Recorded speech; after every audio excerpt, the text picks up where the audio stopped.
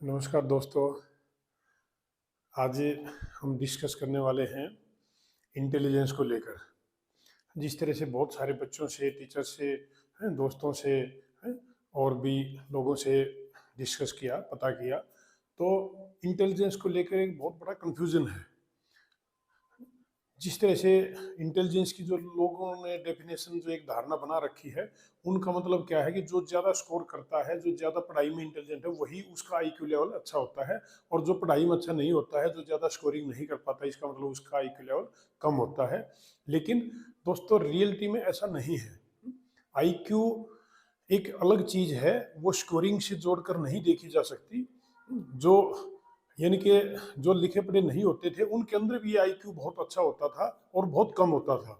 तो सिर्फ स्कोरिंग के बेस पे यदि हम इसको रिकॉग्नाइज करें तो दैट्स नॉट गुड, ये बिल्कुल सही नहीं होगा। तो इंटेलिजेंस का मतलब क्या होता है, देखिए हम बताते हैं आपको। ये हमारे जो हिस्से होते हैं, जो दिमाग है हमारा, एक ब्रेन जो होता है उसके अंदर हमारे 10 लोब होते हैं। 10 लोब का मतलब 5 बाएं लोब और 5 दाएं साइड के जो लोब हैं वो। तो 5 लोब कौन कौन से होते हैं हमारे? एक है हमारा ये pre frontal lobe, pre frontal lobe. उसके बाद में है, दूसरा है फ्रंटल लोब, तीसरा है पेरिटल लोब, चौथा है ओसिपिटल लोब, और पांचवा है टेम्पोरल लोब। तो इन दोनों के, इन पांच के दो दो हिस्से होते हैं, इनके लेफ्ट प्री फ्रंटल और right pre frontal, left frontal और राइट फ्रंटल, लेफ्ट टेम्पोरल और राइट टेम्पोरल, लेफ्ट ओसिपिटल और राइट ओसिपिटल। तो इस तरह से इनके 10 हिस्से हो जाते हैं। तो जो हमारे न्यूरॉन सेल हैं, जो ब्रेन के अंदर जो हमारे न्यूरॉन सेल्स होते हैं, और वो करीब करीब 1200 करोड़ से भी ज्यादा न्यूरॉन सेल्स होते हैं। तो जिस हिस्से में न्यूरॉन सेल्स की मात्रा अधिक है, जो डिस्ट्रीब्यूशन, जो एक रैंडम डिस्ट्रीब्यूशन होता है, उसके हिसाब से जिस हिस्से में, जिस लोब में न्यूरॉन्स की मात्रा अधिक हो जाती है, न्यूरॉन्स का डिस्ट्रीब्यूशन ज्यादा होता जाता है, उसी को इंटेलिजेंस बोलते हैं। यानी कि उस हिस्से से जो रिलेटेड एक्टिविटी है, वो एक्टिविटी ऑटोमेटिकली उसकी बहुत ही अच्छी होंगी, उस एक्टिविटीज को करने में उसको बहुत ही मजा आएगा। ऑटोमेटिकली वो उन एक्टिविटीज की तरफ जाएगा, जिस तरह से हम अपनी हॉबीज बोल देते हैं। तो उसकी हॉबी का मतलब यही है कि वो उसकी जो एक जी इंटरेस्टिंग जो उसकी फील्ड है, जो उसकी इंटरेस्ट की फील्ड होती है, उसमें वो अपनी खुशी जाहिर करते हुए ऑटोमेटिकली एक एक्स्ट्रा ऑर्डिनरी परफॉर्म करने के उसमें होता है, पोजीशन में होता है। तो ये है इंटेलिजेंस का मतलब। तो आपका इंटेलिजेंस कौन सा है और किस में है? हालांकि जो प्री फ्रंटल जो और फ्रंटल जो लोब है, इस दोनों लोब का जो काम होता है वो रीजनिंग एबिलिटीज को एनालाइज करने में है। जो सिचुएशंस होती हैं, जो प्रॉब्लम्स होती हैं, उनको समझने, सोचने, समझने और उनको सोल्व करने की जो क्षमता होती है, उसको हम इंटेलिजेंस भी बोलते हैं।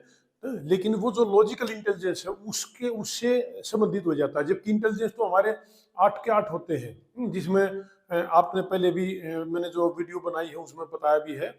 Intrapersonal, interpersonal, linguistic, visual spatial, logical, mathematical जो होता है ये, और म्यूजिकल, काइस्थेटिक। काइस्थेटिक के भी 2 पार्ट होते हैं, फाइन मोटर और ग्रोस मोटर। उसके बाद में नेचुरलिस्टिक होता है। तो ये जो अलग अलग जो है 10 इंटेलिजेंस है। तो इस 10 इंटेलिजेंस में से एक जो है तकरीबन, जो इंट्रा और इंटरपर्सनल है और लॉजिकल जो है, ये दोनों तीनों जो होते हैं, ये एनालिटिकल टाइप होते हैं। ये फोकस का है, ये इमोशंस को जो कंट्रोल होता है वो पार्ट होता है। और जो भी एक आपके आमने सामने, आपको जो नियर बाई है, इस जो आपके एनवायरनमेंट में है, जो आपके मैथमेटिकल प्रॉब्लम है, इस टाइप से उन चीजों को समझना, एनालाइज करना, उनको परसेप्ट करना और फिर उनको सोल्व करने की जो क्षमता होती है, वो इंटेलिजेंस बोला जाता है।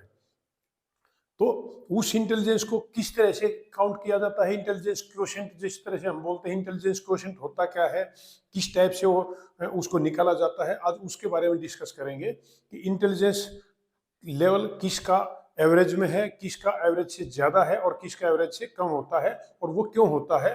तो आइए अभी बताते हैं उसी के बारे में। मुझे लगता है ये वीडियो ज़्यादा लंबी हो जाएगी, तो इंटेलिजेंस क्वोशेंट के बारे में थोड़ा सा डिटेल में बताएंगे। तो नेक्स्ट वीडियो में ले लेते हैं इसको। तो see my next video please, if you don't mind. Thank you very much.